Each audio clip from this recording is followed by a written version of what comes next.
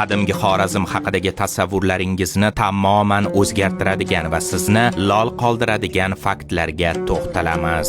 Qadimgi Xorazm o'zida juda ko'p sirlarni yashiradi. Xorazm miloddan avvalgi 5-4 asrlarda Ahamoniylar davlati tarkibidan chiqib, mustaqil davlatga aylangan. Miloddan avvalgi 4-3 asrlarda aynan Xorazm hukmdorlari suv yo'llarini boshqarib, Kaspiy dengiziga chiqishni nazorat qilgan.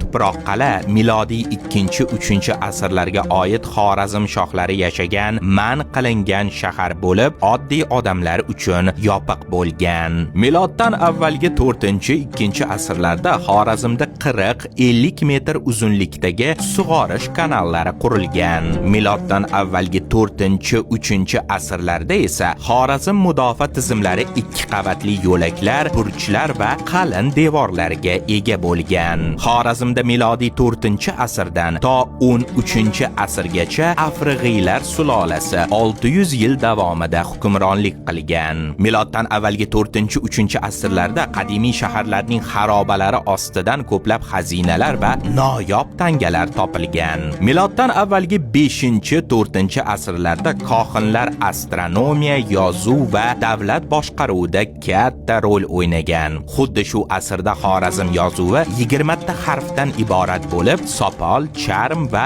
yog'och taxtachalarga bitilgan. Milodiy 2-3 asrlarda Xorazmda quldorlik tizimi mavjud bo'lib, ba'zi xonadonlarda 20 dan ortiq qullar yashagan. Miloddan avvalgi 2-asr oxirlaridan Xorazm shohlar o'z pullarini zarb etib, ularni Yunon Baktriya tangalariga o'xshatgan. Miloddan avvalgi 5-4 asrlarda esa kohinlar Amudaryo suv sathi ko'tarilish vaqtini aniq belgilashgan. Bu qadimgi dehqonchilikda katta ahamiyat kasb etgan. Miloddan avvalgi 4-2 asrlarda Xorazm ibodatxonalarida sirli freskalar, shohlarning portretlari va noyob haykallar topilgan. Xullas, o'tmish doimo yonimizda bo'lgan, faqat uni ko'rish uchun